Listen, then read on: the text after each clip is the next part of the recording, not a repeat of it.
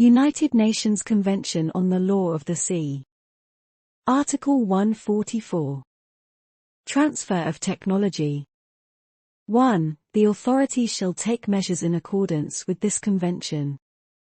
A. To acquire technology and scientific knowledge relating to activities in the area, and B. To promote and encourage the transfer to developing states of such technology and scientific knowledge so that all states parties benefit therefrom. 2. To this end the authority and states parties shall cooperate in promoting the transfer of technology and scientific knowledge relating to activities in the area so that the enterprise and all states parties may benefit therefrom.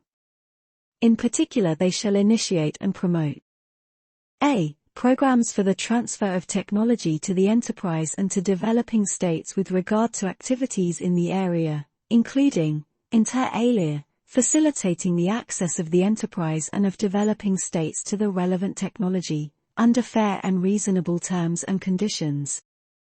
B. Measures directed towards the advancement of the technology of the enterprise and the domestic technology of developing states, particularly by providing opportunities to personnel from the enterprise and from developing states for training in marine science and technology and for their full participation in activities in the area.